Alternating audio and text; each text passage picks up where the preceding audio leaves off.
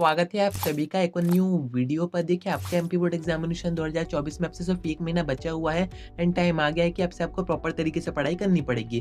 क्योंकि अगर आप चाहते हैं कि एमपी गवर्नमेंट की तरफ से एमपी बोर्ड स्टूडेंट्स को जो स्कीम्स दी जाती हैं उनका बेनिफिट आप उठा पाओ, तो ज़रूरी है कि आपके अच्छे परसेंटेज आएँ एंड अच्छे परसेंटेज आपके तभी आएँगे जब आप ठीक तरीके से और प्रॉपर वे में पढ़ाई करोगे। हार्ड वर्क के साथ-साथ यहाँ पर आपको स्मार्ट वर्क की भी ज़रूरत रहेगी, क्योंकि मिनिमम आपको 75 परसेंटेज तो स्कोर करने ही है किसी भी स्कीम का बेनिफिट अगर आपको उठाना है तो। एंड अगर आपके ज़्यादा परसेंटेज आते हैं, हो सकता है आपका नाम मेरिट में आ जाए, मुख्यमंत्री की तरफ से आपको सम्मान दिया जाए। एंड जिस हिसाब का यानी कि जिस स्टैंडर्ड का एमपी बोर्ड एग्जामिनेशन का पेपर आता है, ज़रूरी नहीं है कि आप पूरा सिलेबस पढ़ के जाओ तभी उसको कर पाओ। अगर आपको कुछ इंपॉर्टेंट चीज़ जो कि मैं आपको आगे बताऊँगा, क्योंकि आज की वीडियो में अपन बात करेंगे 1 मंथ स्ट्रेटेजी की। आखिरी महीना आपके पास बचा हुआ है, क्या आपको पढ़ना चाहिए, क्या इंपॉर्टेंट है, यही सारी चीज़ें मैं आपको आगे बताता हूँ। सिर्फ इतना ही पढ़ने से आपके अच्छे परसेंटेज आ सकते हैं। तो वीडियो में अंत तक बने रहिए, नए तो सब्सक्राइब जरूर से कर दीजिएगा, क्योंकि आगे आपसे जो वीडियोज आएंगे उनमें आपको बोर्ड एग्जामिनेशन की हर एक चीज़ का गाइडेंस दिया जाएगा कि आपको टाइम मैनेज कैसे करना है, कॉपी प्रेजेंटेशन कैसी रखनी है, आगे कॉपी चेकिंग कैसी होती है, किस हिसाब से आप आंसर करो, ये सारी चीज़ें मैं आपको आगे बताऊंगा। तो कनेक्टेड रहिएगा। अब देखिए 1 मंथ स्ट्रेटेजी की अपन बात कर रहे हैं, तो मैं ये मान रहा हूँ कि आपने अपना पूरा सिलेबस कवर कर रखा है। आपको ये तो पता है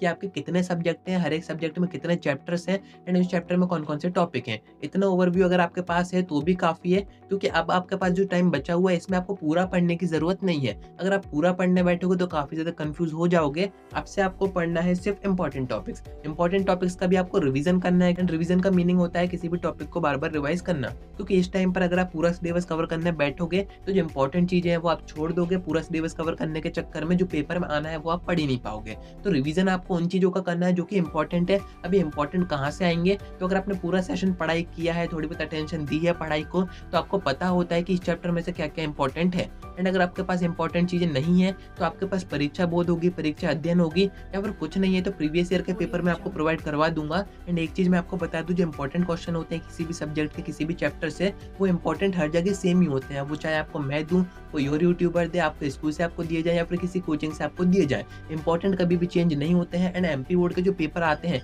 उसमें आप एक चीज़ देखोगे कि जो क्वेश्चन है वो ज़्यादातर रिपीट होते हैं। इनके प्रीवियस ईयर के पेपर्स अगर आप देखोगे, आपका अब जो पेपर आएगा इसको आप बाद में कंपेयर करके देखना, आप ये देखोगे कि ये क्वेश्चन तो प्रीवियस ईयर भी आए हुए हैं। तो इंपॉर्टेंट क्वेश्चन के पीछे परेशान मत हो कि इंपॉर्टेंट क्वेश्चन में कौन देगा, कहाँ से आएंगे। जहाँ से भी आपके पास क्वेश्चन आ रहे हैं, आपके कोचिंग से, आपके स्कूल से, या फिर कोई यूट्यूब पर आपको प्रोवाइड करवा रहा है, सभी वो इंपॉर्टेंट है। कोई आपको पूरा पेपर तो दे नहीं देगा। एंड एक और मिस्टेक आपको सुधारनी है जो कि मैक्सिमम बच्चे करते हैं, आपको हर एक सब्जेक्ट को प्रॉपर टाइम देना है। किसी सब्जेक्ट को ज़्यादा टाइम नहीं देना है, किसी सब्जेक्ट को कम टाइम नहीं देना है। अगर आप 10th में 6 सब्जेक्ट आपके हैं तो एक दिन में आपको 6 सब्जेक्ट पढ़ने हैं। अगर आप 12th में आपके 5 सब्जेक्ट हैं, आपको एक दिन में 5 सब्जेक्ट पढ़ने हैं। पूरे नहीं पढ़ने हैं। जो आपने इंपॉर्टेंट टेक्स्ट किए हैं उनको आपने डिवाइड कर रखा है, चैप्टर्स में डिवाइड कर दीजिए कि जैसे हमारे पास अब से 30 दिन बचे हुए हैं, तो 30 दिन में कैसे हमारे ये 10th के 6 सब्जेक्ट और 12th के 5 सब्जेक्ट कवर होंगे। क्योंकि अब से आपको पूरा पढ़ने की ज़रूरत नहीं है। पूरा आप पढ़ने बैठोगे काफ़ी ज़्यादा कन्फ्यूज़ हो जाओगे एंड वो चीज़ आप छोड़ दोगे जो कि पेपर में आनी है। अपने आप से आपको ये डिज़ाइन करना है कि एक सब्जेक्ट में अगर 10 चैप्टर है, हर एक चैप्टर में अगर 5-5 इंपॉर्टेंट क्वेश्चन है,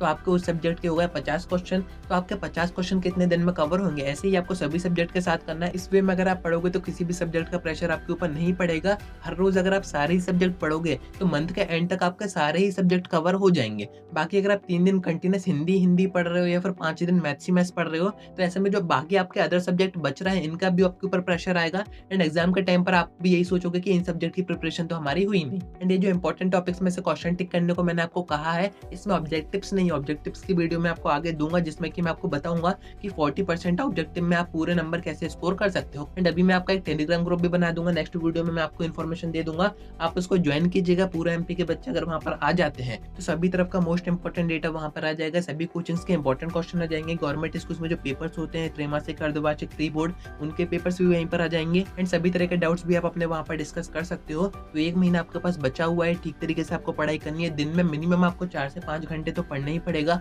अगर आप स्कोर करने का सोच रहे हो 90-95 के अबव, तो इतना तो आपको पढ़ना ही पड़ेगा। तो उम्मीद है कि आपको सारी बातें समझ में आ गई होंगी। कोई डाउट आता है आपको, आप कमेंट कर सकते हैं, या फिर आप मुझसे इंस्टा पर डीएम करके बात भी कर सकते हैं।